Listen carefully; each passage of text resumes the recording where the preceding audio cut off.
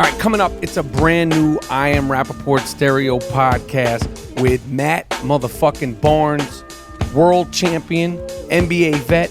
Yo, this is one of the best interviews we've ever done. All right.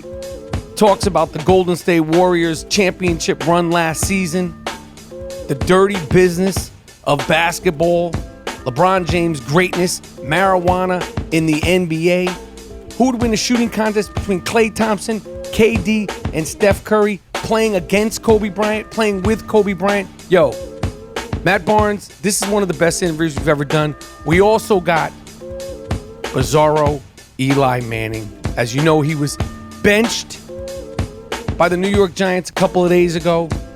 Eli Manning was benched by the New York Giants a couple of days ago, brought tears to my eyes. But we have the exclusive with Bizarro Eli Manning.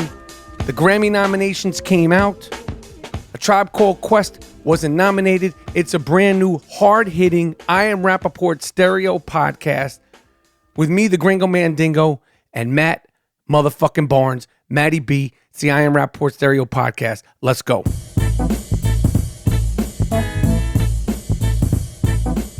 Holiday cash. Holiday cash. You need it, and I know where you could get it from. My bookie is the place to score some serious cash with all of your sports predictions. Believe it or not, the holidays are just around the corner, and while that means plenty of parties, gifts, and spending, it also means there's so much football games, basketball games, hockey games, and you could score big every single day at my bookie. Man up and play like the pros on game day. You could play the money line, side, or total. MyBookie is your hookup for all your betting needs and offers super fast payouts when you win. Okay? Look, where you bet is just as important as who you're betting on. Okay? And if you want to make money betting the games, you got to go to mybookie.ag. They're the only site that I recommend. I trust them, but you don't have to take my word for it. Okay? Check them out for yourself. They have odds on every matchup and a mobile site that makes wagering on your smartphone a breeze. It's easy. If I could do it, you could do it. Join now. Okay? And MyBookie will match your deposit with up to a 50% bonus. A 50% bonus. Use the promo code Rapaport, RAPAPORT, to activate the offer. Visit mybookie.ag today. You play, you win, you get paid at mybookie.ag. All right, it's the I Am Rapaport stereo podcast, coming live and direct. As I told you, we got NBA Goon, Captain Lightskin is what they call him, Matt Barnes, Matty motherfucking Barnes. Smart, insightful, played the game tough. Last of a dying breed. Last of a dying breed of a certain kind of NBA player. Talented. Yo, his whole journey is dope. His whole story is dope. I get to talk to him on this I Am Rapaport stereo podcast. It's been a crazy week. The next episode is going to be straight up me and G Moody, last name rhymes with Duty. I'm going solo on that ass for a little bit right now. Then we're going to get to my man Matty Barnes. They're firing people left and right. Matty Lauer got pinched. I don't even know where to start with that. I have to do some investigative reporting on that. Apparently he was dropping his pants and unfolding the loaf in front of colleagues. Apparently he sent another colleague a sex toy. And fucking Matty Lauer had a button under his desk to remotely lock his office. Matty Lauer, you are wild for the night, my man. Yo, Matty, you would never suspect that Matty fucking Lauer would be buck wild. But apparently he is. Listen. I don't know who is accusing him, but they wouldn't have fired Matty Lauer so quick if they didn't have something. Okay? I'm going to do some investigative reporting and try to deep dive into what the hell's going on with Matty Lauer. What else is going on? It's coming to the end of the year. Okay? December is upon us. All right? And in December, we have to make the hard-hitting decision of a sick fuck of the year. We've had many sick fucks all 2017, and there has been some really sick fucks. I mean, some really way out there sick fucks. But at some point, we're going to have to man up, buckle down, and pick the sickest fuck of the year, please reach out to me on Twitter at Michael Rapaport.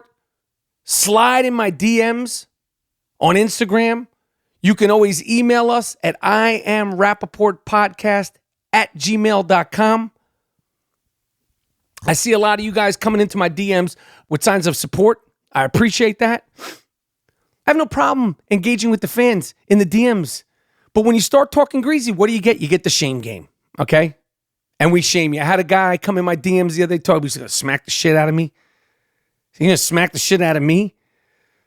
Some clown, this punk, Griffin, GRIFFIN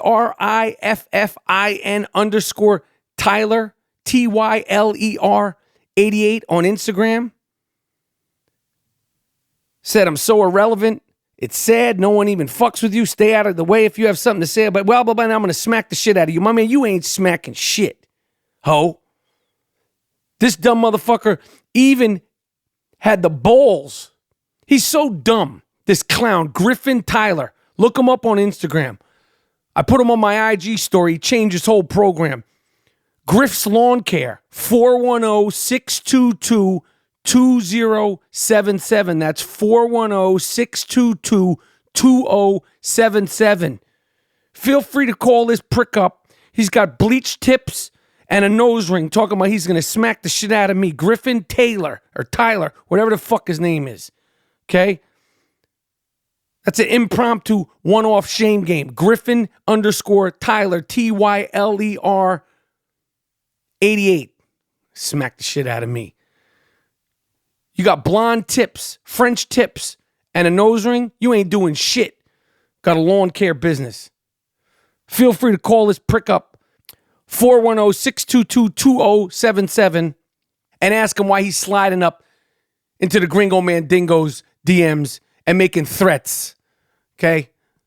Gonna slap me. He got a nose ring. It's 2017. Motherfucker got a nose ring. Talking about he's going to slap me.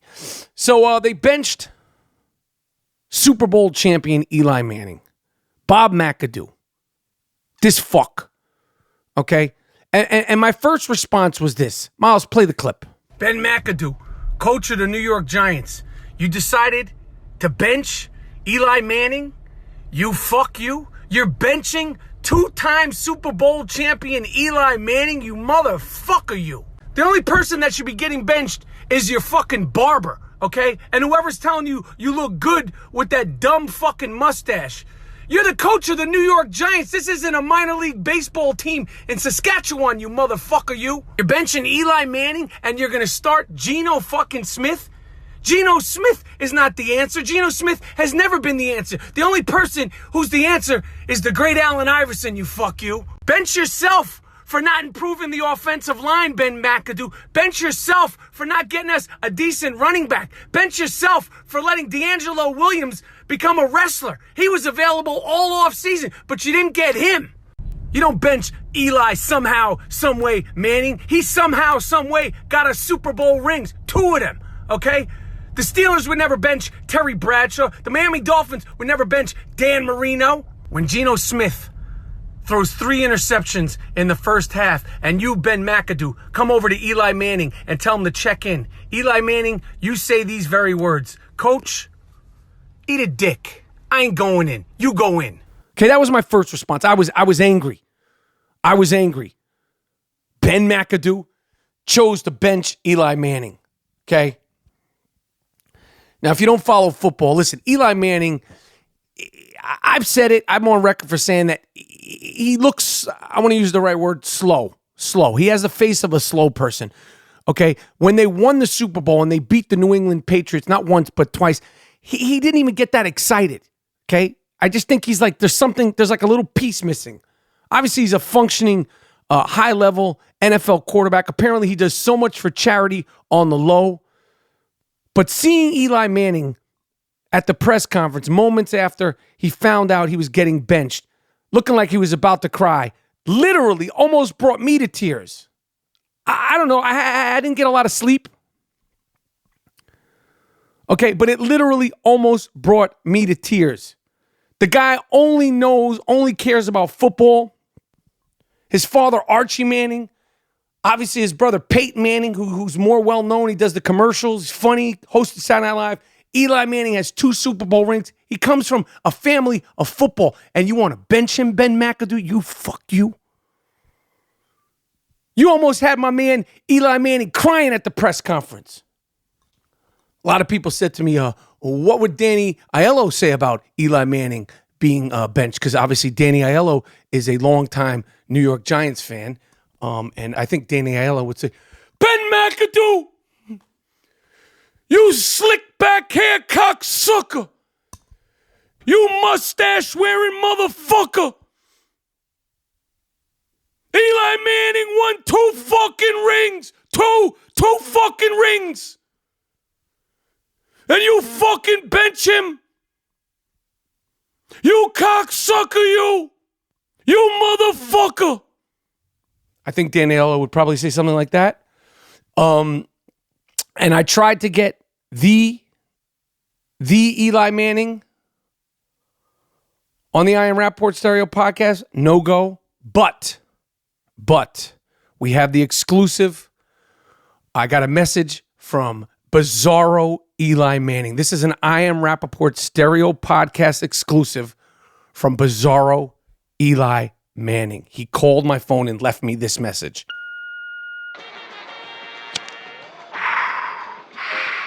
Yo, Rap. Oh, let me light this motherfucking Newport. Yo, Rap, what's good? It's Eli. It's all good. Seen you was giving me love and shit. Appreciate that shit, Rapaport. I'm out here by motherfucking French Quarters getting tore up. You know what I'm saying? It's all good. I appreciate the love. I heard you talking shit about me in the past, but we good now, kid. Punk ass Benny Mac. Motherfucking Benny McAdoo. He straight pussy. I'ma keep it real. He knows what it is. I told him straight up. Punk ass Ben McAdoo. Yo, when your man Gino, motherfucking glass jaw Gino. Remember when that motherfucker got his jaw broke? Playing for the New York Jets? Punk ass motherfucker. I said, when your man glass jaw Gino starts fucking up, don't say shit to me, Duke. Say motherfucking word to me, Duke. Smack fire out your ass right on the sideline, right in motherfucking Giant Stadium. Motherfucking whack ass mustache. It's my house, Duke. Told this motherfucker, my motherfucking digits. About to be retired in this motherfucker, man. I got 2 rings, all them things. Punk ass Ben McAdoo. Punk motherfucker. You gonna be coaching 8th grade flag football this summer, and I'm still shining. What's good? Yo, I'm on the phone. Nah. Bring me some of that old. Yeah, give me some of that privilege. Privilege, motherfucker. Give me some of that privilege. Anyway, Rap. Told this motherfucker Ben McAdoo, you little bitch ass is gonna be cleaning out your own fucking pool when my numbers get retired in this motherfucker. So it's all good. I went home. You know what I'm saying? I'm in New Orleans, kid. Shout out to BG, Wayne, Silk Shocker. Big motherfucking homie, Master P making all these hoes say, Anyway, Rap, it's all good. I'm good. Don't worry about me. Don't worry about me, man. You ain't gotta shed a tear for me. I'm good, man. I run New York. I run New Orleans too. I started down here, you know what I'm saying? Had my little motherfucking street. Fuck it. Motherfucker called me Iron Man Eli. I started 200-something games in a row. You know my fuck styles, little kid. Yo, trust me, kid. I started 200 motherfucking plus NFL games in a row, kid. Don't question my fuck style. I don't want to play for these punk ass motherfuckers anyway. My man Odell, OBJ, I told this motherfucker, you out here crying this shit, man. You crying this shit, motherfucker? I played 200 motherfucking games in a row. You crying, you blind head bitch, motherfucker. Trying to straighten this motherfucker. I said, yo, I might be done. Alright? It's your turn to run New York. You can't be crying running motherfucking New York City. So you know what it is, yo. I'm smoking this motherfucking blunt now. Fuck the Newports. So good. We had a rough season. I had a good motherfucking run. I'm gonna tell you something right now. This is motherfucking I Am Rapaport Stereo Podcast exclusive. I ain't done. Alright? I ain't done. You gonna see me playing next year. And God forbid I come back to Jersey play the punk-ass Giants, I'ma light them up. To quote the great motherfucking Tupac, don't shed a tear, cause mama, I ain't happy here. I'm out. Yo, motherfucker, where my motherfucking privilege at? Yo, where's privilege at? All right, there you have it. From the man himself, the man, the myth, the legend, Bizarro, Eli Manning, I Am Rapaport Stereo Podcast. He said, and I quote, I'll be back, and I believe him. I have no reason not to believe him. You heard him also say something about his fuck style being buck wild. Those are his words, not mine. Shit. New York's going to miss Eli Manning, man. Talk a lot of shit about him, but he, 2 Super Bowl rings, and he beat the best when all chips were on the line. The fucking Grammy Award nominations came out again.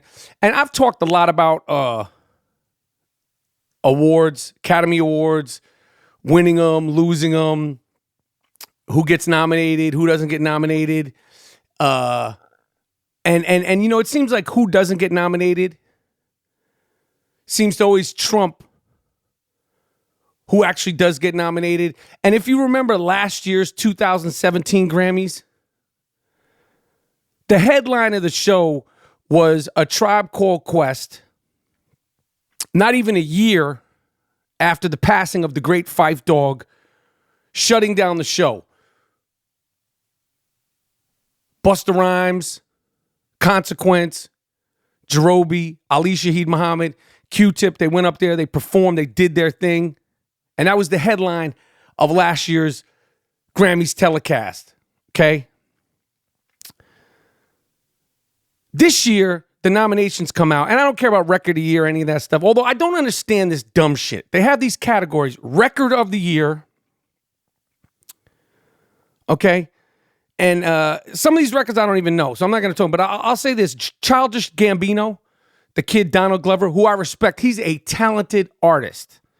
I'm not going to diss him. But if he wins any awards, or the fact that he actually even got nominated, they should have just nominated Sly Stone or Bootsy Collins, because his record, as entertaining as it is, it's a complete Sly Stone, Parliament Funk, Bootsy Collins ripoff. Straight up and down. I know Donald Glover is sort of like untouchable, off limits. I fuck with Donald Glover. The show Atlanta is pretty close to being brilliant. And his record is an entertaining record, but it's a straight ripoff. I'm surprised there's no lawsuit. There's that one song, Redbone. I'm surprised he hasn't had a lawsuit from Bootsy Collins or Sly Stone. Okay, so they should have just nominated Sly Stone and Bootsy Collins at Parliament Funk. But they have this category, record of the year, okay? And then they have album of the year. What the fuck is the difference between the record of the year and the album of the year? We're not talking about the single of the year or song of the year. Record of the year and the album of the year. Right then and there, we should know not to take the Grammys seriously, okay? Then they have song of the year and all this. The thing that pissed me off, hip-hop album of the year. To quote the great Chuck D, who gives a fuck about a goddamn Grammy? Okay? They did not nominate A Tribe Called Quest. Very, very good album they put out under duress.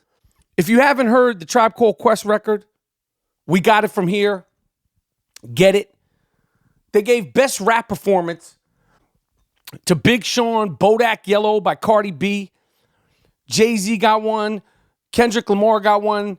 Migos got one. I'm not saying who shouldn't have got a nomination, but you didn't give shit to Tribe Called Quest. Okay? Not one nomination to Tribe Called Quest. Best rap song. Fucking Grammys. How soon you forget. One of the best rap songs of the year, Tribe Called Quest, without Phife Dawg, performed last year. We the People. No nominations for Tribe Called Quest. No nomination for best rap album. Nothing for Tribe Called Quest. Not a fucking thing. Tyler, the Creator, got nominated for a record called Flower Boy. Get the fuck out of here. You know, I directed the documentary Beats, Rhymes, and Life, Travels of a Tribe Called Quest. It's well documented. You know, I had problems with the group making it. We went at it. blah, blah, blah, blah, blah. But I fuck with Tribe. Obviously, the passing of Fife surpasses all of that. Me and Q-Tip had our shit. We've resolved it. I knew him before the movie. We're still friends. I support the shit out of him as an artist. He drive you nuts, but that's what greatness does sometimes. He never speaks out on social media. Even he came on social media. You check his page out. He said this. R.I.P. Fife, dog. Bismillah Rahman Rahim. Listen, man. Y'all Grammy motherfuckers, y'all fuck y'all. Yesterday we was on y'all stage. Y'all fucking busted your ass to try to get us out there to perform. You think a nigga wanted to fucking go out there and perform after I lost my man? We closed y'all show. And we don't get no fucking nominations? The last Tribe album? My man is gone. He was pissed. He was ranting like Rapaport. Totally support him. And I think it's fucked up, man, that they didn't get any nominations. I think it's a slap in the face to hip hop. I think it's a slap in the face to A Tribe Called Quest. And I think it's a slap in the face to the legacy of Phife Dawg. Fucking Grammys. That's some bullshit. Really, really, really disappointed with that. Anyway, it's I Am Rapaport Stereo Podcast. Matt Barnes is coming up. Let me hear some funk. Let's get to it. This interview is so fucking dope.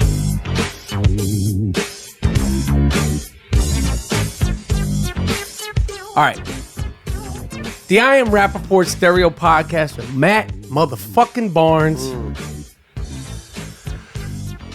World champion, NBA vet, icon. You're going into icon territory because there's one of one Matt Barnes. And the reason why I also say icon is because the tenacity that you play with, the temperament that you play with.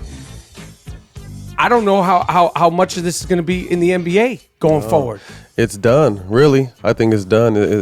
I was, one of the last of a dying breed. I grew up, as you did, watching, the Bulls and the Knicks and Detroit and Showtime Lakers. That was my favorite team. Just play hard basketball. And now it's kind of like, flag football. So it's the days of physical basketball by far gone. I never thought there would be a time where where like big men are required. Forget as like as a little asterisk. Yo, he can also shoot threes. The fact that it's like a fucking job requirement to be a big guy, like Moses Malone is up in heaven going, what's going on here? It's a different game. I think, that the center will be completely obsolete within the next 5, 7, 10 at the latest years. To me, it's going to be more Anthony Davis's. I think Joel Embiid is amazing talent, but he's probably going to be the last big back to the basket, can score inside out type guy you're going to see play center. To me, it's going to be more DeMarcus Cousins. You know what I mean? That can do it, but prefer to be on the perimeter, can run the floor, can handle the ball, that kind of thing. So the center life is going to be extinct shortly. Yeah, it's crazy. It's crazy. It's crazy. All right, so shit. I mean, this is the I Am Rapaport Stereo. Like your career is crazy. You just won a championship. I was there. I'm a New York Knicks fan. I've always adopted the Warriors. What was that like? Tell me about that team, that dynamic. Who's the centerpiece of that team? What's the heartbeat of the heartbeat of the Warriors of the Bay Area is Draymond Green. Why? Just him, just who he is, his personality, the way he carries himself, the way he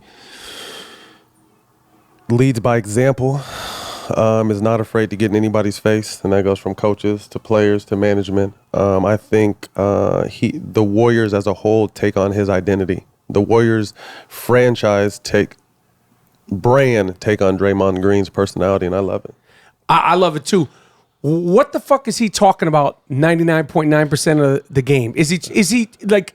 He knows is he talking to himself? Is he talking to the refs? He talks to everybody. He's just always talking. I think that's what's special about him. I think, if you really know the game, communication on the floor is crucial. And he's the one guy that's talking from, for 94 feet, telling you where your screen is, telling you where he's defensively. At, everything, offensively and defense. If you see, he has the ball, outside of if Steph and KD just go, Draymond has the ball more in a half court set than anyone on the Warriors. You know what I mean? So he's the quarterback on both sides, offensively and defensively. So he's talking a lot of shit, but then he's also, he's also talking a lot of fact, and he helps navigate guys on both sides of the floor. How tall is he? Man, I'd probably say 6'5.5" on his tiptoes. He's not a big dude, because when I met him, that was one of the things I was tripping out of. Like I was like, I expected 6'9". No, he's got it. Like I said, country strong, long ass arms, right, and just a strong base. He's a strong, but he works out. Like I said, we were talking earlier. He's one of those guys that's in the weight room putting in a full hour in weights, and then one of those guys that shoots the ball. He works extremely hard. So one of the things I like about the Warriors, all of them, and Steph being the focal point, and you just saying that about Draymond, because you don't. Like you say, he's working out. Like there's no like workout video. Like in my opinion, if you're a basketball player, you're supposed to work out. If you're a football, like that'd be like if like every time like an actor is doing their lines, like we're working on their lines, like they're like Instagram, like yo, I'm showing you I'm working on my lines. Like yo, check this monologue out. Right. Like it's cool to see as a fan, but like don't show me to show me. Like show me every now and then. It's like a little insight. Right. Like it's cool. Like yo, you see Le'Veon Bell doing. You're like yo, fuck, that's Le'Veon Bell. But like yo, you're supposed to be in the fucking gym. That's our job. And one of the things about the Warriors, like you never see Steph's work, and I know he's doing something. You don't just shoot like that's not just some fucking magic stroke. No, it's not. It's not. I think if you see the Warriors stuff, it's for the right reasons, and it's never those guys posting it. You know what I mean? Right. It's just. I'm talking about the private shit where you post it on your own shit. Yourself. No, you're absolutely right. You know what I mean? And that's rare. Like these guys going to work. You know what? You got these guys going to the gym to work, not to, to take videos. You know what I mean? Their work ethic is second to none from all of them. From the time either they're getting shots before, if not for sure after, sometimes both. But, Klay had his basket. Right. Katie and Steph worked together. Draymond had his basket. Sean Livingston had, like, these guys all put in that work. You know what I mean? And Steph and KD's workouts are legendary. The balance stuff they do some weird shit, spinning around on one foot, fading. It's just these crazy shots they make in the game. Like they literally practice the proper mechanics on how to do that. So in the game, it's just like when you're like, holy shit, that was luck. These dudes really work on that kind of stuff. What is Klay Thompson's deal? Because he's one of the most sort of understated, underrated. Like you just said, Klay, and I was like, thank God you said it because I was going to skip over it, go right to KD. This is a badass motherfucker. He barely talks. The most we saw of him was, I think it was at China or Japan. He was over there in the summer with this crazy. China Klay. Yo. Yeah, I'm still in the group text with those guys, and I say like I want to see China Klay more, but Klay is. What's his deal? I don't think people realize how, if you know the game like yourself, you know how important Klay is to this team. Motherfucker scored. What was the stat? He scored 63 points on 11 dribbles. Or so. That's fucking to me. To me, that's gaudy, unheard of. But to me, it's on the defensive end. Klay is the one that takes the pressure off Steph. If you don't realize, what I mean? Because he's the one, Klay's going to guard Kyrie. Klay's going to guard Patty Mills. Klay's going to guard Damian Lillard.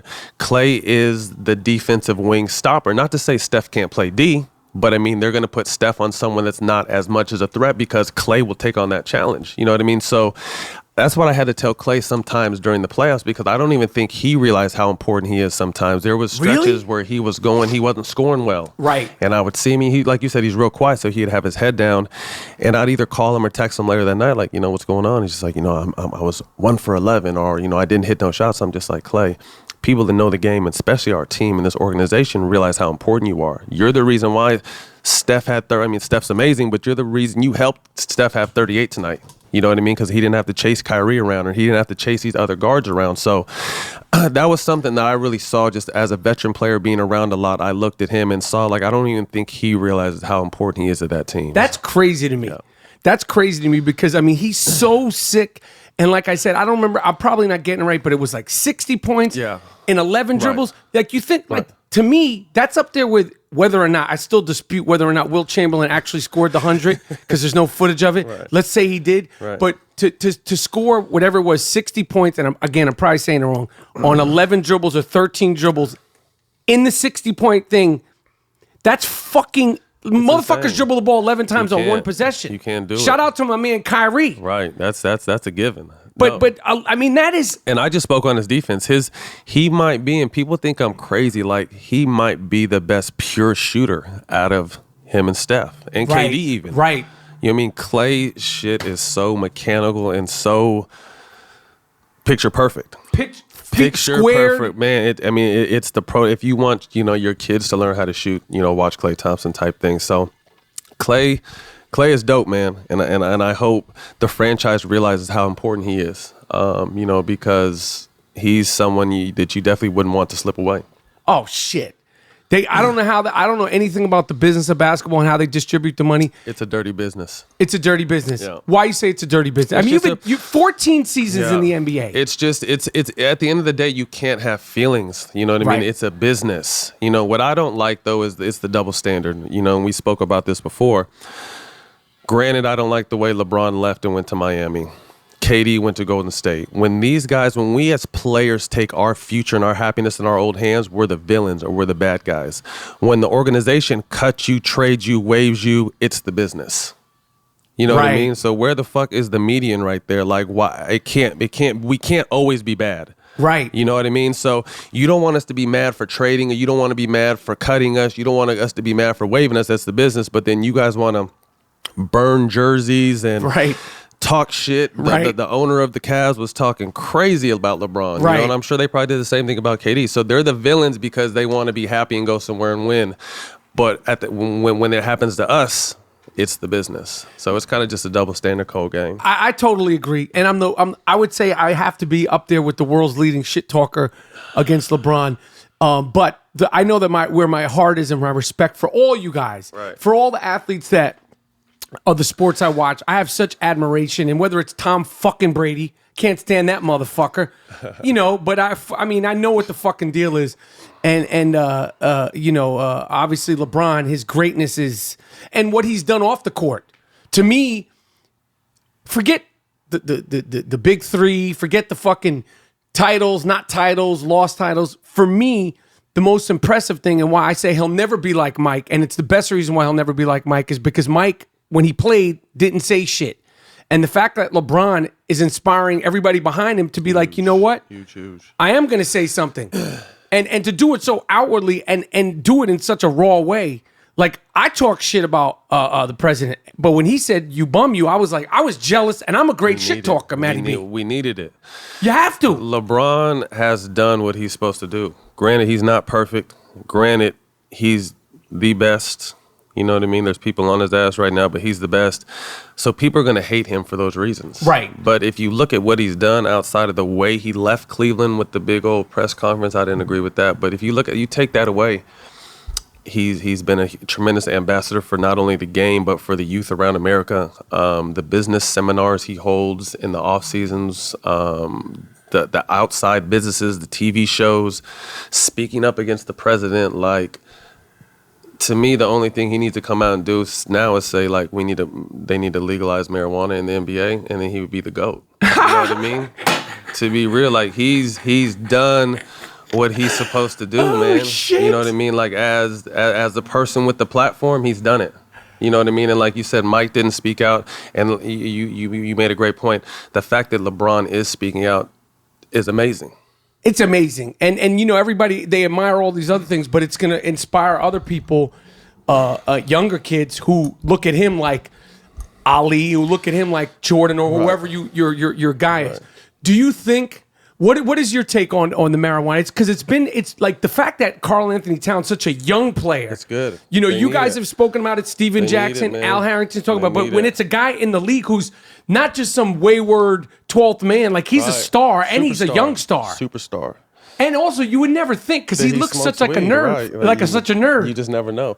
To me, I have a take on that. To me, it's crazy. The NBA or professional sports want to give you prescription drugs and don't care how much alcohol we drink.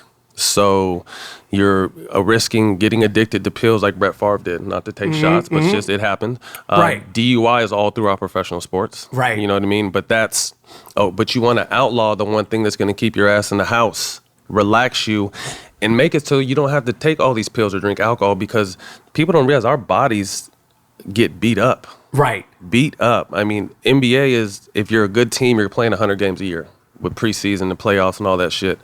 NFL, these guys are warriors. Hockey, these guys are warriors. Right. Baseball players play 162 games. Right. You know what I mean? So to me, if I'm a GM or a president or something, I'm thinking I'd much rather have my guy sitting in his house, smoking a joint, watching TV, than popping pills out in the club drinking. But how are they going to... I got a lot of questions about this. I got a lot of answers. How are they going to make it so motherfuckers are not showing up to games high? Like, how do you... Or is that on them? I think that, to be honest with you, it's how do you make it just so... because you're allowed to do it doesn't mean you have to understand. You got to be responsible. Right. You know, man, at the end of the day, to me, the NFL tests one time in the preseason. That's how it was when I first came in the NFL. Yeah, NFL does one time in the preseason, and I want to say they test for performance-enhancing drugs randomly throughout the season. Right. Baseball, I want to say, does the same thing. So basketball... What's the NBA policy now? Like, it's 4 random tests. During the season? During the season. Or all year long? During the season. Up to 4 randoms. And then in the summertime, you get tested for steroids. I want to say twice. You get blood drawn. So you're with a team, and you, like, let's say it's last year. You're with a team. I'm just throwing this out there. You're with the Warriors, and you guys are in fucking Memphis. Could it be random like that? Anytime. And they'll just go Matt Barnes, or they'll get the whole Warriors team. They'll do about 3 or 4 at a time. So what they'll do is, I think an hour before the test, they'll tell your trainer. And then when you show up, it's just like, hey, it's time to pee. Mm-hmm. During the season, but what about during the off season? I mean, I just think if you're responsible and you can handle it, do what you do. Right. You know what I mean? Like I said, it's a privilege to be able to play this game. They give us a lot of money. If that's something that's in your life, be able to handle it. Right. Like anything else. You know what I mean? Some guys, I mean, it's crazy. Well, I think the Josh Gordon guy said he drank before games. And that all, you know what I mean? People... to get through this shit, you don't know what people have to go through. You know what I mean? Some days your body is just not there, and you got to get. And you got to get there. And I think I'm speaking more for football players on this. You know, basketball players, we get beat up, but these dudes, take a grind. So however you got to get there, you got to get there. You know what I mean? And that's how some people just look at it. So without naming names, would you say the culture of the NBA? I would say people smoke weed. Right. I think that's the stereotype. That's the knock. I can't speak. I can only speak for myself. I know what I do. But it just, like I said, if you can handle it, it should be something that should be looked upon. Like I said, I like the fact that David Stern has brought it back to the forefront. But it's easy for him to do that now, right? Yeah, is there a reason why he's doing it? Well, or maybe he's smoking weed now. To me, I'm just like, where was this shit when I was in the NBA? I lost a lot of money to this. Did you get fined? Suspended? Not suspended. I almost. I was in a program a couple times. When you were how old? Throughout my career. Shit. Yeah, I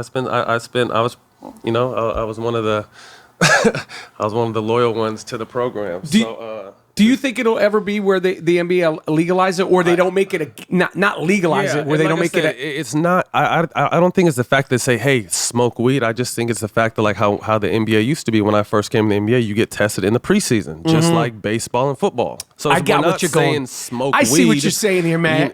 I got what you're saying. So just you like test I said, us in the preseason. Right, you test us in the preseason, and then you test us in the preseason. And then if you want to see if we're taking steroids and all this other shit, test us for that. Do you think steroids and PEDs, forget the weed, in the NBA is a real thing, not a real thing? Or like what is your take on that? It's hard to tell, man. I just think medicine is always going to be one step ahead of any kind of testing. Right. You know what I mean? So like I said, to this, again, I can only speak on myself. I didn't do it. Right. But there was some days where I'm thinking like, damn, if this does what it says it does, this would be amazing. Right. You know what I mean? There's times I contemplated it. Right. For the recovery part of it. That's all it is. You know what I mean? To me, if it was anything, because I went to high school with a bunch of baseball players. So HGH was prevalent when I was in high school and starting to go to college. So I just used to always be curious. You know what I mean? I'm scared to death of needles to begin with. I don't know how I have all these tattoos. I don't fuck with that shit either. I really looked up. That was the one thing I looked up, and it just helped you recover. And if people understood the rigors of a season, from traveling from New York and then the next night playing a back-to-back in Dallas in a different time zone, and then get home to LA, and then the next night play Cleveland at home. And you're not even mentioning shoot-arounds, practices, and all that other shit. And being around, having your kids around you, and just like we don't rest. We don't get the proper rest. You know what I mean? And so, like I said, for that fact, I think that also needs to be looked at. Do you think that this season with the rest, the schedule? I mean, I don't even know the details of it. They changed some games, like they started the season earlier. Mm-hmm. There's not as much back-to-backs. Do you think like that's good, or like do you think it'll benefit, or is it not enough? I think it's good. I think any extra rest is going to benefit, but it's not going to benefit now. It's going to benefit after the All-Star break. It's going to benefit. That's the stretch run. Basketball is so long that I think there's a few hot spots in the NBA when people are really paying attention. That's the beginning of the season, and then it's around holidays. The Thanksgiving and Christmas games. I don't even know if there's Thanksgiving games, like Christmas games, and then it kind of dies down in January, leading up to All-Star break, and then that last 25 games in February after All-Star break is when the NBA is the NBA and everybody tunes in. So that's when it's going to benefit. Do you think that this season? Like, I mean, as much as I think it's fucking bullshit, and I really think it's some fucking bullshit, but the Lonzo Ball factor and the summer league and all the fucking nonsense that went on with the trade. I mean, you forget like the Kyrie trade, and then the Gordon Hayward trade, and the Lonzo Ball and the summer league and all that shit. For me, I mean, I'm always watching, but like I feel like it actually worked because basketball, we're paying attention early, where normally opening day is Christmas. Yeah. I want to definitely address the Lonzo Ball. I have a lot to say about that. What do you think of it? But hold on, let's get to the other stuff. I think it was good. The action was good. The movement was good. It kept people tuned in and kept the NBA's name in people's mouths. Full season. It kept people checking the clickers and watching TV. And at the end of the day, it was good for it's good for basketball. But now me and you come from an old school where teams were teams for a long time. You know what I mean? But to me, there's just no loyalty. You know what I mean? If a team doesn't need you, they're going to get rid of you. Or if there's whispering, they're going to get rid of you. If you have a bad rep, they're going to, like, to me, I've been on a lot of teams, but you can't tell me that every team I've gone to, I started. Every team I've been the guy that closes the games. I'm in the playoffs. I'm doing this. I'm doing that. So you can say what you want to say about me. And you got fucking traded. It's not like you're like right. I think like my reputation is what you don't have to explain shit. You're a beast. But once people get to like my teammates, all love me. But it's just the organizations are always on some image shit, but whatever. Yeah, but as far as you, like motherfuckers, you don't have to like. It's not like you were like, yo, I want to fucking go from Sacramento to this team. Like, you know it's the business, man. And only few of you guys could really choose the. It's like and to be able to handle it too. Like people don't understand, like going from system to system, and like I said, to always like I'm not someone that went from system to system, sat on the bench. I went from system to system to starting. You know what I mean? To be in the major part of the rotation, no matter what team I played on, from the Lakers with Kobe to Phoenix with Steph, or with Steve Nash and these guys, to Clippers, to first time with the Warriors, started sometime last year with the Warriors. Just like I was, I'm in the mix, you know what I mean? So to be able to handle that. But back to your point, all the talk about it was just good. It kept people focused. It kept the brand going. I agree. And to Lonzo Ball now. What is your take? I really like him. I think he's articulate. I think he's a talent. I think he knows how to play the game, and I think he's going to be fine. I just think that his dad doesn't realize how much added pressure he's putting on him on a nightly basis. You got the shit you say has got every player in the league putting a bullseye on your son's back every night. Now, granted, not that there's not enough pressure where you grew up in LA, you went to UCLA for 1 year and you're the number 2 pick of the Lakers. Like that's already like, goddamn. And then Magic Johnson is stamping you and you come out and have a good summer league. So it's just like, okay. So that's already, a lot to live up to. Because when I tell people playing basketball in LA is so much more than just basketball. In terms of what? Just life. It's a lifestyle. It's a culture. You always have to be on. You always have to watch every step. Like it's a stress. You know what I mean? So I used to like when I lived there, I liked to hide. And I was not even on his level. You know what I mean? So I used to always just needed to hide out. I always needed to have a ducked off house. I didn't always like being in the spotlight, even though that fucking trouble found me a lot. I didn't like it. You know what I mean? But it's a lot to do. So just the added stuff that his dad does is just putting a target. So like you got to think every single night the Lakers play, no matter if they win or lose, is what did Lonzo do? And then more times than not, you're going to catch an interview from his dad. To me, I love the fact that you're in your kid's life. I love it. Everyone's going to have an opinion on this. So you can say, fuck my opinion whenever you can listen to it, whatever. Everyone's going to have an opinion. But to me, I love he's in his kid's life first and foremost because not enough black men are. So I love that. I love the fact that you're taking this brand yourself because if you didn't do it, Adidas, Nike, or Under Armour would be pimping your son out. So I love the fact that you kept it in-house. But to me, it's about your kids. You know what I mean? To me, I kind of feel like he wants to become famous too. You know what I mean? Because to me, the most dangerous drug in the world is fame.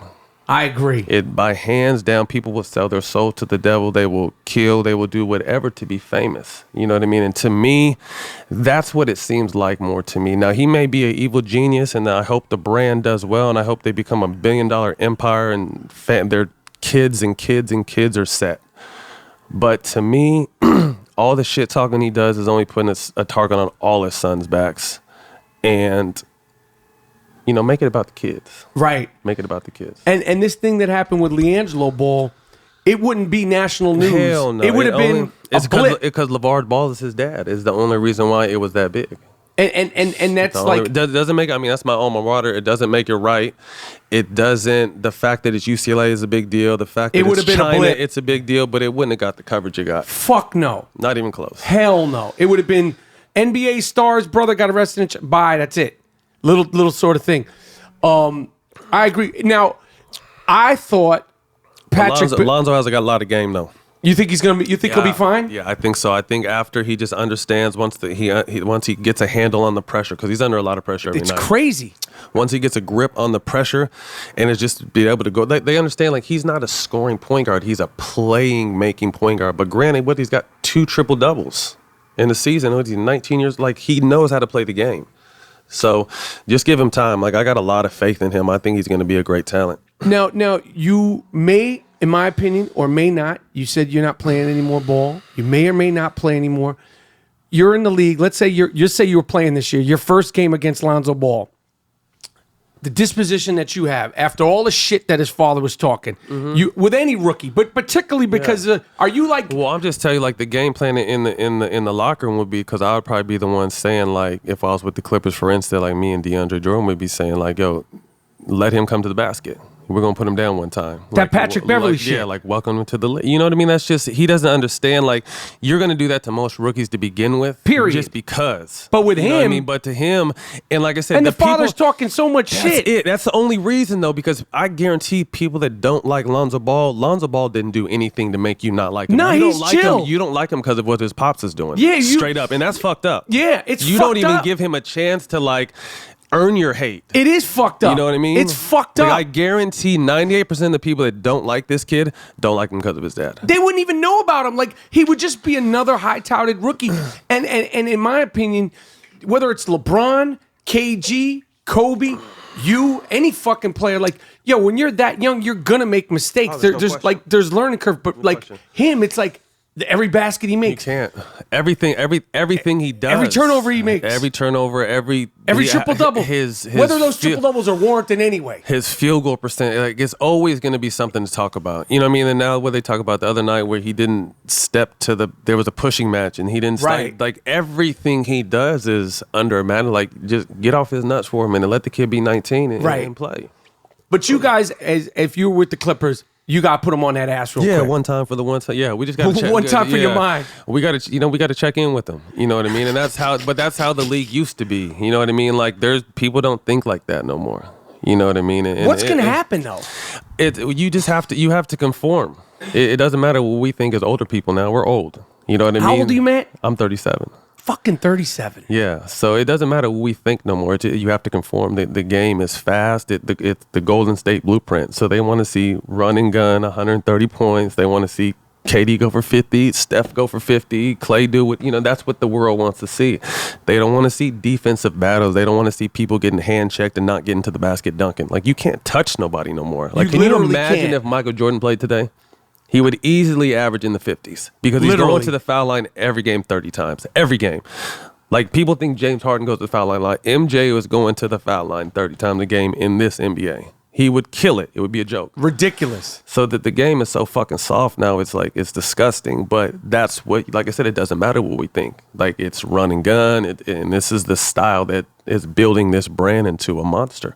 I call this the Instagramification of defense. Do you think that there's players who are literally afraid to check up so they don't get crossed over, or jump so they don't get dunked on so they don't wind up on the gram? I hope not, man. Think about it, Matt.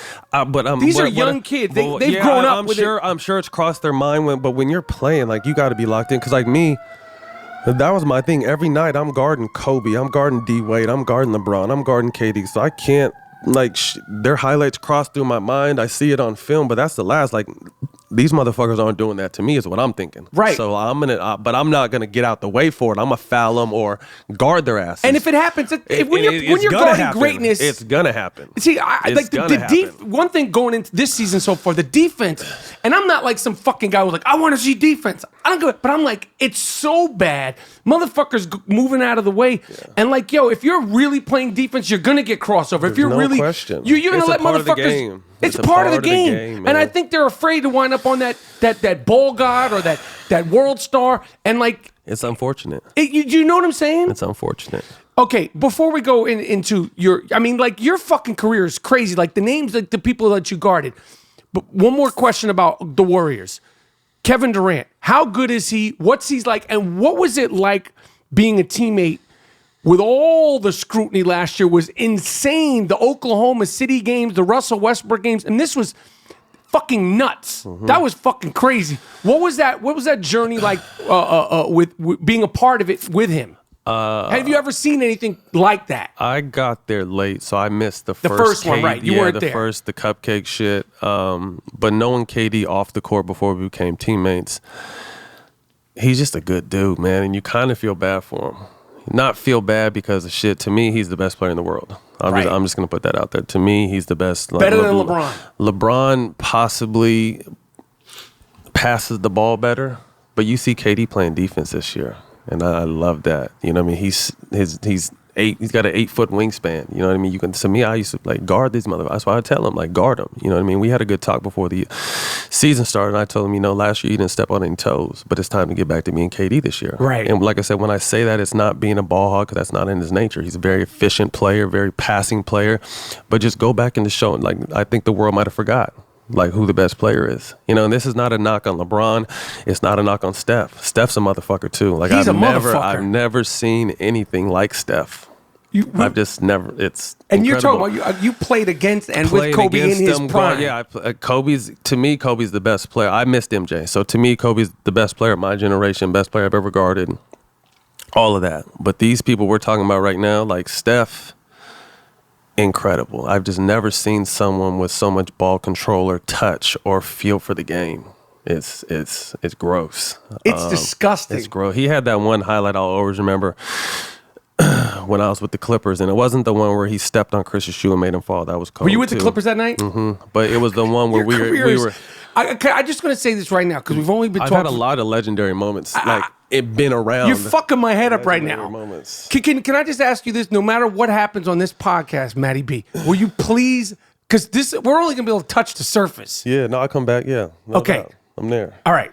I got the verbal commitment. Yeah, I'm coming back. Okay, so we finished what you were talking about the one in Golden State where he went between his legs, around his back, like step back, like over me, Chris, Spencer Hawes, and someone else, and like you saw Steve Kerr's face when I was up. He's like, no, and then made it, and he couldn't believe. But I remember it was at the top. It was one of the sickest things I've ever seen. But like I said, when I watch him and KD work out, he works on the mechanics of a bad shot sometimes, so that when the pressure is on in the game, like the balance isn't there, like he's still shot it enough in practice to know that he believes every shot is really going in.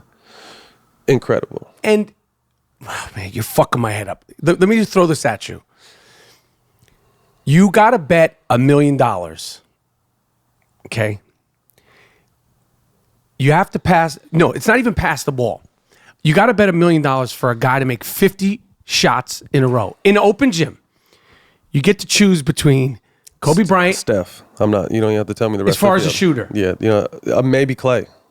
That's gonna be hard. Tell. I'm sorry. Tell me. No, you know, it's like it's a gym. 50. You like, yo, this guy's gonna make 50 shots in a row, and you have to give $1 million cash. There's no fucking interest. There's no checks. You got to get the bag with the $1 million that you got. With anyone that's ever played the game, to be honest with you, and this is no disrespect to no one, it's gonna be between Steph and Klay. Just a straight shooter. Straight. Freak show And shooters. it might get ugly. They might fuck around and hit like back to back. Like they might go like 75 in a row before they miss. Like that kind of ugly shit. Like to watch them shoot is just when sometimes, because I always work out after them. I always had to wait because I got there late and I was going to do my routine. So I would have to sit there maybe 20 minutes and watch. And when I tell you, like, when there's no hand in their face, they make 85 or 90% of their shots. It's crazy. And you know what's crazy? You know, I've had the fortune of seeing basketball players work out in empty gyms or practice gyms, and you see like the 12th man. You see Adam Morrison. You see Brian Scalabrine. You see everybody in the big three. 30 shots in a row they expect to make the 31st. People don't understand that the 1 through 15 will bust anybody's ass. Bust your ass. Did you ever see the thing when Scalabrine took on 30? Like, once he retired. Scalabrine had game, too. I played against him when he was there. He had game. Like, people don't understand the 15th He'll bust your man ass will now. Bust your ass. And people get it, oh, you sit on the bench or you're this, you don't even play. Like, you have no fucking idea what is going on right now. The 15th man. The 15th man's cousin. In practice, like people don't understand. Like when teams really go at it, like the second team beats the first team. It happens. You know what I mean? And that's when you have a good team. When people are like when in Golden State, our second team was given the first team. We would beat them. This round of Golden State. Yeah, and I would piss Draymond off. I'd be out there talking so much shit, and he would be talking shit when they would win. Like it's like that kind of stuff happens. You know what I mean? So. But when fans, you don't play, or you sit on the bench, or you're the 15th man, I'm just like, that 15th man will bust your whole family's ass. Your whole family's ass. And I seriously you know. think the 15th man's best friend will bust your ass too, just because he's been around. He's around the game, like it's around the game. All right, Kobe Bryant, you played with him. You played with my fucking guy, Phil, who I'm so angry at Phil, man. This is just fan. You have a different perspective. I do. I am fucking so disappointed with Phil. I'm not even bringing fucking Jersey James Dolan, that fucking guy. Phil really fucking broke my fucking heart. Yeah. But we can't divert. Okay. Kobe fucking Bryant. You played against him. Right. You fucking threw the ball in his face. I mean, you flinched. You did the fake ball fake. He didn't move. And this is when you were at your craziest. In my opinion, like I was like, yo, this guy Matt Barnes is fucking scary. I was impressed that Kobe didn't flinch because this is when you're at. No, your you crazy. were at your like. I think that was your height of like, yo, this guy. I think people see me and look at me and think I'm supposed to be a certain way, but they don't know, like, I grew up in the streets. Like, my dad was a drug dealer. I've seen a lot of shit. Like, I grew up this life, so people say, like, hear the way I talk. My parents put me in white schools. Like, I grew up in all black and Mexican neighborhoods, but my parents put me in white schools because, like, you're going to be something. Like, I can't go to school, my friends, and I always went to I went to a white high school, and then I went to UCLA. So I ended up talking different and learning a different way, but I came from that shit. And people don't get that. So people look at me like... But it was apparent though, Matt. Yeah, but people look at me like, oh, no, like I've been fighting my whole life. And that's not something I'm proud of. It's just who I am. I got you. And I'm glad that, like, I used to hate it when I was younger, my parents, because I'm Italian and black.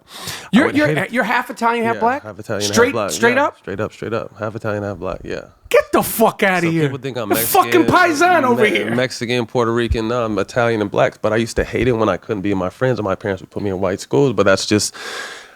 So in schooling, that's what I learned. And I went to UCLA and did all that thing. So, but anyway, like I really came from that kind of stuff. So when people see it, they're like, oh, it's an act. I'm like, no, it's not an act. And even with the Kobe thing, we had such a respect level for each other. Like we were just really battling. Did that get your respect level together? We'd already had it. Because like I said, I've been watching Kobe used to come into UCLA when I was at UCLA and work out. I remember when that one year he broke his right hand and came back the next season shooting left hand. He would go through fucking workouts.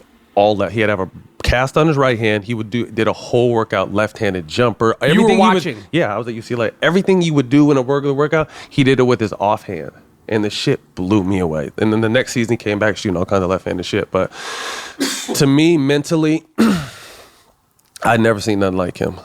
Just a quick story. The one time when I first signed, we were going to Spain. And we to go back to where Powell was from and play over there. And we were on this big plane headed over there, and he has his headphones on and he's writing down and he's kind of just, he's on. You could tell I couldn't tell if he was rapping, and grabbing his head. He was thinking. I didn't know what he was doing. So everyone else was asleep. I went over there to see what he was doing. And he probably had like 50 little quarts on a little white piece of paper. And I was just like, what are you doing? And he told me, like, I never look at the man guarding me. I'm always expecting someone to help. I'm looking for that third defender. So I know where you guys are going to be open on the court. And Mike, when he had just scribbles on these little courts all over the paper, and he was showing me, like, this is the guy guarding me, this is help side, and then this is the guy that also has an eye on me. He's like, so I'm trying to figure out where you guys are going to be open. And this shit just blew me away. I'm just like, you're that kind of animal. Like, he's just like, it's so in tune. Like, almost to a point where, like, if you're that great, you're like, you have to be a little off. You know what I mean? You have to be a little off. He was a motherfucker that if he missed 30 straight shots, he's taking that 31st. In the game. And that's, and when people say, you know, they compare LeBron to Kobe and Mike, to me, which are the 1 and 2 best players in the world, and this is not a knock on LeBron. If LeBron missed 10 shots in a row, I think he would pass. You know what I mean? And that's not a bad thing. Right. It's not a bad thing. Don't get me. That might not be the good basketball play. Right. Mike and Kobe would shoot until they made it and keep shooting once they made it. And to me, that's that killer, like, fuck it, if we're going to go down, it's going to be because of me type mentality. You know what I mean? And to me, that's what puts LeBron at like a 1B or a 1C. I got you. You know what I mean? To me, Mike and Kobe are 1A and 1B because I got you. That fucking killer dog. Doesn't matter if I miss every shot, I'm gonna take every shot type shit. If you could go back in time when he threw away the little scribbles with the courts, or wouldn't you love to keep that? Oh man, if it, like people don't understand, like, the shit blew me up. This is, like I said, this is someone I'd always had a respect for. Like, to even go back to the Orlando shit, he was just fucking. He was, if you watch the highlights, he was grabbing me and elbowing me, and I had a dunk tip. He elbowed me in my nuts. I just told him, like, you keep we're gonna fight if you keep fucking doing, like, fuck the basketball game. If you want to fight, we can fight. Like, that's where I was at, because they're gonna call it on me every time. They're not gonna call shit on Kobe. So I'm just like, fuck it. I'm getting these fouls, these technical fouls. We can fucking fight. You know what I mean? And that's where my mind was that game. So when I faked the ball in his face, like, it just came out of nowhere. It wasn't like I planned it or anything. And that ball, like, if the ball had hair, it would have hit his face. Were you surprised he didn't flinch? And the motherfucker didn't flinch. No, I'm not surprised he didn't. Anyone else would have. Fuck yeah. Anyone else would have. You know what I mean? But it's just him. And then, like, so to fast forward that, my contract fell through in Orlando. I was supposed to do like a 3-year deal. Stan Van Gundy acted funny on me. 2 days into free agency, Kobe calls me like, yo, you want to be a Laker? I'm like, hell yeah. And, he like, called you on the phone? Me, yeah, personally. And like 3 days later, I was a Laker. So that was at the end of the stuff. So it was basically right after that. It's really how I became a Laker. That's fucking crazy, man. That's crazy, man. Yeah. So like I said, I've been traded. I've played on several teams, but to me, and to me, I've always been underpaid too. Always been underpaid. Like, you can kiss my ass if you tell me I shouldn't have been making at least the league minimum, if not more, my whole career, because I've always started, I've always played. They just lowballed me because of my reputation. All right, you guarded LeBron. Yeah. What is that? What is that like? What makes him so great to go? Forget what we see on fucking TV. Forget me. I'm crazy. You're out there. You're a basketball fucking player. You got to have a football player, like a strong safety mentality when you're guarding him. You can't be afraid to, like, hit him with the shoulder or wrap him up and not be. He's so strong. You know what I mean? If you half-ass anything with him, he's going to take you to the basket and dunk on you. And even if when you strong arm him, sometimes he's still going to do that. But I just always had a lot of success. Like, I had a football background, so that's the way I played. Like, I feel like I was just a football player playing basketball my whole career, because I grew up playing football. Football is my first sport. So guarding him, if you ever look at stuff we do, like, I'm going to foul the shit out of him if I foul him, because you have to. You're not getting the N1. Like, no, I'm going to wrap you up and grab you so you're not going, or I'm going to really hit you with my shoulder and get you off balance. You know what I mean? Like, so there's no... You're going to earn the foul. It can't be no soft shit with him, because he's going to exploit you if you do that. But to me, when he came in, they said he couldn't shoot. He figured out how to shoot. To me, the only thing I would like to see LeBron do, and like I said, everyone has an opinion. You can say, fuck my opinion, to master that block work. Because he's 6'9", 260, 270. Back to the basket shit. It's going to save a lot of energy, too, because he's playing 38 minutes a game now in his 14th season. Like, is it his 14th or his 16th? I mean, what the fuck is going on here? 14th, 15th, whatever it is. But I think if he got a post game, it would be it would be problems because he's just no one is that strong. Like I said, he's my height, but he outweighed me by 45 pounds. Like I'm, Right. I'm 6'8", too. I was 225 when I played. He's 6'8", 6'9", 260, 270. You know what I mean? Like if he got that down, and I see him more and more. And he's got a fadeaway on the block, but if he just got that just back down bully basketball, it's a wrap. Dwayne Wade. Like, he's somebody, like, his greatness was so... Third best two guard of all time, in my opinion. I agree. Michael Jordan, Kobe, Dwayne Wade. I agree. Easily.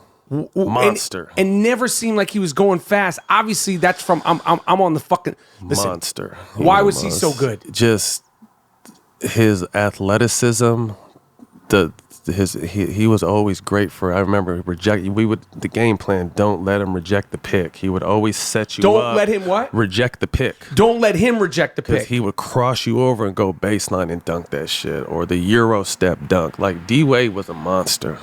He had the full skill set, the whole package, inside out, defensive. What is he like? All the number 1 two guard in blocks of all, like defensively, he was just a hell. And I think it's sad because we live in such a "what have you done for me lately" society that he bust their ass in the playoffs last year, though. People don't respect greatness anymore. It's always like, who's new, who's next? Fuck these people in the past. Like people hate LeBron so much that they don't even understand like what they're witnessing. People hate Steph so much they don't understand. They hate KD. It goes on and on. Other sports, people hate to greatness just for that reason. Mm-hmm. And it's so much to "what have you done for me lately" that people don't respect it. Mm-hmm. And like you said, someone like D Wade, to me, is easily first ballot Hall of Famer. Is going to be huge for them in the playoffs. Right now, doesn't matter. Huge for them in the playoffs. Third best two guard of all time, and people just kind of, he's on Cleveland now. It's crazy. It's crazy. I mean, crazy. And he turned it up when they were making the run last year with Rondo, and then they were. D Wade is a monster. Like you said, when with his injuries, his age, like you got to pick and choose. Like I said, people are talking about right now. Like right now doesn't mean shit. D Wade is going to hit his stride in March and be a monster. Who are other guys? Besides the obvious. Ginobili was tough for me to guard. Why? Man. Just because he's similar to D Wade and just the lefty, crafty? Just very crafty. You knew he was going to go left. You still couldn't stop it. He had the Euro step. He could dunk on you. He could shoot the ball. He had an amazing shot fake. He could pass the ball. Ginobili's one of the greatest of all time. Melo was always tough for me because... Full set too, right? Melo was strong as fuck, yes. But Melo would give it to you from anywhere. Jumper, dunk on you, block, footwork. Like, to me... Yeah, I agree. Second best player I've ever played with footwork behind Kobe. He was someone that wasn't like... I think, to me, some guys... know what move they're going to do before they need to do. Kobe and Melo would attack the wrong foot forward or your balance being off or you your reaching. Defense. Right. They're they would attack your mistake. Like some guys have preconceived move or I'm going to cross them up and do all that shit to make them move. Like they would be so patient and so at peace with their game was they'd be like, okay, he reached, I'm gone. Or his left foot forward, I'm attacking that. Like that's the kind of shit they were on. Melo was a monster. Yeah, it still is, I think. Yeah. Oh, no question. Because he's a fucking scoring machine. Just a scorer. And I think like him coming out with D Wade and LeBron really fucked him. I mean, not that I think that he, in my opinion, the deficiencies, whatever, but as a scoring fucking machine, the whole back to the basket, front, jab step, whole deal. Think about how different his career would have been if Detroit wasn't some dumbasses and drafted him over Darko Milicic and him being with Ben Wallace and Chauncey Billups and Rip Hamilton and those guys as a young player winning championships. To me, he just has a fucked up knock on him. You know what I mean? He's just always been on whatever type teams. Like he's never really been on a championship caliber team, but he's always been a superstar and a scorer. So he gets a selfish, if Melo scored, blah, blah. But when you see him playing on the Olympic team, he's amazing. Right. Because he knows he can trust those guys. He knows those guys got his back. He knows those guys. He's just never really been on a team in that kind of environment. I wish that when he was really, I mean, he's still mellow, but when he was mellow, he was on in a team environment where he could have really had some dope vets to kind of show him the way. Like I said, Detroit, if they would have drafted him like they were supposed to, Melo's career would have been way different. How important do you think that is for these young kids to have you to have vets around them. I mean, when you're 19, 20, forget Lonzo. Yeah. But all of them. You know, the first round guys, the second round guys, the 22-year-old. You're 22 years old. It's a new world, man. How important is it to have guys that care? It's crazy because, like I said, I'm the last. Like, my OGs were like Chris Webber.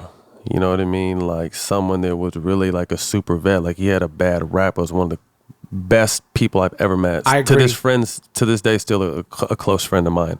Like, those days of kind of mentoring and kind of bringing the young guys along is gone because everyone's worried about these young guys taking their jobs now. You know what I mean? So it's not so much like, Mike, let me take you and show you the ropes and so you don't fuck up where I fucked up. Let's work together. Let's work on this game. It's not that no more because guys are worried about their jobs. You know what I mean? So there's almost a disconnect, which is unfortunate because, like I said, when I'm on the team, regardless, I'm going to go out there and fucking win. I'm going to earn my minutes regardless of how young or how old you are. I'm going to get on the court somehow. So I just expect you to do the same. But at the same time, as a young player, like all my young dudes call me OG. Right. From Draymond Green to Willie Cauley-Stein to DeAndre Jordan, people I talk to, KD, you know, guys that I'll just send random texts to during the season, you know, when I see a game, and I'll hit them up and we'll just have, like, right after the game, they'll probably be in the locker room. Sometimes we're going back and forth about the game. Like, appreciate that, OG. You know what I mean? Like, it's just that kind of thing. So it's unfortunate that they don't have that no more because, like I said, guys are just different. So I hope that, you know, some of the guys maybe I rubbed off on as young players will bring that back. But I kind of think that's a lost art because that's like 80s, 90s, early 2000 type shit. This new age of AAU type is a whole nother game. I agree. And you know, one of the things when I was around the big three in the summer, you know, I felt like I'm like looking at some of these dudes and I'm like, why the fuck isn't this guy in the NBA? This guy should be at least, you know, 10th man on some team. Like, and I'm looking at him like, I feel like they wanted to get rid of motherfuckers. Oh, no question. That's why I'm not playing. I can still play. You just played. I can still play. People don't realize, like, I was playing 20, 25 minutes a game for the best team on the planet. The Warriors last year before KD, you know, while KD was hurt. And then I get hurt the third to last game, 6 weeks with an ankle sprain, so I really don't play in the playoffs and the finals. So which it was a free ride. I appreciate you, Golden State, you know what I mean? But to me, like, I fought my whole career to get there. And then, like, to finally be there, it was tough not to actually be on the court with those guys. Right. You know what I mean? But it's just... But you're a part of that team. Right. It's not like you were some... I was a part. No, I was. Like I said, but yeah, that's what I'm saying. But to kind of get back to the point, like, I could definitely still play. Right. You can't tell me... Do you think... Are you done? I'm done, yeah.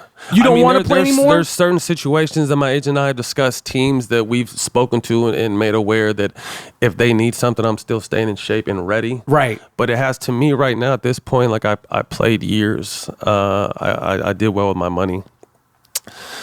I was fortunate enough to get a ring last year. You know what I mean? So if an amazing opportunity presents itself on one of the three teams that I had spoken to, cool. If not, I'm good with that too. I'm at peace with the other decision as well. Right. So you'd only come back if it was a specific team, a few specific teams, specific. You're not going. No. You're not coming to my fucking Knicks just to fucking come to my Knicks. There was teams that, you know, wanted me to, and that's what was crazy to me. Like I said, I had just coming off playing well. I think, Mike, what made me last is I've kind of always known who I am. Like, I never knew I'm a role player. Right. You know, and one thing Doc used to preach is be a star in your role. Like, I know what the fuck I'm supposed to do. I know that I'm supposed to play defense, be tough, rebound, hustle, and knock down threes. Right. That's my job. So I've always stayed in my lane. That's why I've outlasted number one picks and lottery picks and first round picks. And I'm a middle of the second round pick. And I lasted 14 years because I've always known my role. You know what I mean? So there's just certain stuff you have to do to stay in the game. That's why I know I could have played, if it was up to me, I could have played until I didn't want to no more. But I think, like, my off the court shit finally caught up to me. And they're like, all right, this motherfucker got a ring. Let's get his ass out of here. Shit, man. That's fucking cold-blooded. I mean, but it's the business. It's the business. Every business has its... I had to be the bad guy. I think really, like, the turning point in my career, like, to me, I had to scratch and claw. Like, it was either me or you.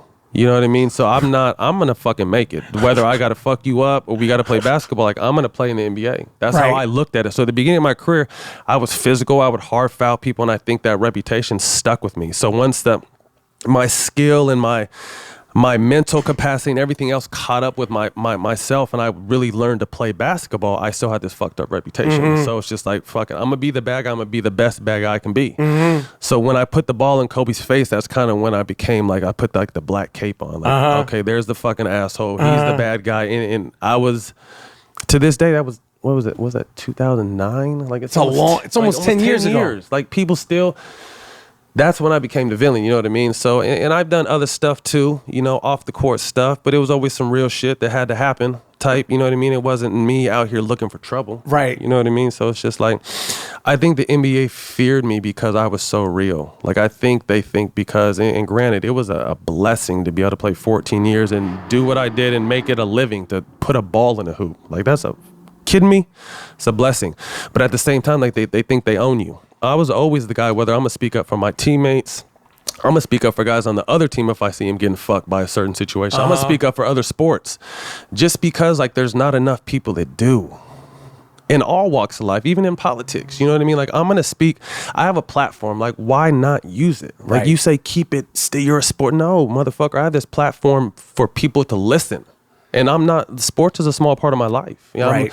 I'm a father. I have businesses. Like, the rest of the world affects me just like it affects you. So Right. why can't I use my platform? Like, fuck you if you don't like what I'm talking about Right. on my platform. Right. You I kidding me? agree. And, you know, people love Muhammad Ali. People love, they have, you know, the Major League Baseball retired Jackie Robinson's number. And it's all well and good when it's 40, 50 years after the fact. But to accept the change, the kneeling, the protest, the people speaking out while it's happening. Like, if you had to go from, you just moved from one city to another city, just moving is any kind of change, whether it's fucking personal, a relationship, getting a different kind of car, but social change is really uncomfortable, and it ain't hunky dory because we're in a social media society now with Kaepernick and this fucking president's tweeting out about Marshawn Lynch. Crazy. And LeVar Ball, like, you're like, this is insane. I think people want to so much make it not about race, and unfortunately, Mike, it's always going to be about race. I agree. Always, somehow, some way. And this is coming from someone that's, what you could say, white or Italian and black. Like, I've seen both sides to the fullest. It's always going to have something to do with that. And to me, what Trump did is what Obama did. Obama brought minorities out to vote and be prevalent and use their voice because Obama gave us hope. Mm-hmm. Trump did it another way. Trump knew to get in the House, he had to get the rednecks and the Confederate flag flyers and these racist people to be in his corner. So he started talking that racist shit. So now he's so deep in the game that it's just like, okay, I got to ride this out. Right. But to me, I'm glad that I know what you confirm what I vote. You guys have always called us niggers or talked about us behind closed doors or laughed about us with your friends. I'm just glad some of you are ballsy enough to say it to my face because I'm going to respect you. I don't like what you're saying, but I'm going to respect you if you call it to my face. Don't say it behind closed doors. Mm-hmm. I'm glad I know how you really feel. Mm-hmm. And you would be crazy if, like, to me, all the owners in sports are like, they're not all of them, excuse me, but a majority of them are coming from that, you know, if you know what I'm saying, that good old boys, like the last of the Jerry good old Jones. boys, right? The good old boys. And my man in the Texans, like, you can hear it in the accent. Old oil money, old family inheritance. So we're niggers to all these people behind closed doors. I don't give a fuck what you say. You know what I mean? So to me, I'm glad you're just showing what we've always suspected you are saying about us. You know what I mean? You just proved us right. Does it make it right? No. Do we have the right to fight? Yeah, but you're going to be fighting your whole life. Right. You know what I mean? To me, and sometimes fighting is still going to happen because some of these people are just outright disrespectful. Like, you disrespect my kids or my significant other, and I don't care who I am or where I'm at. It's going to be a physical problem. Right. And that's just who I am. I could probably go to jail and you're probably going to sue me and that's going to be okay, but that's just what it is. You know what I mean? So we have to find another way, and I just don't know if we really are going to find another way because, you know, racism is taught. And I just watched a documentary on Netflix the other day about the KKK, and they got these little kids dressing up, saying nigger and, you know, doing the hand motions and wearing hoods. And I'm just like, these kids don't even know if they're 3 and 4 years. They have no clue it's what some they're Sesame saying. Street And shit you're to them. setting them up for, like, why? Right. Like, why not just teach them to love people? Right. It's easier to be happy than to hate. Hate is a heavy burden. Right. To hate anybody. Like, I don't hate nobody. I don't hate my ex. I don't hate Derek. I don't hate no one that's done me wrong. Like, I'm at peace with everything. Like, hate is a heavy burden. Right. Like, man, kill that energy. And it's crazy, man. Were you with the Clippers during the Donald Sterling? Yeah.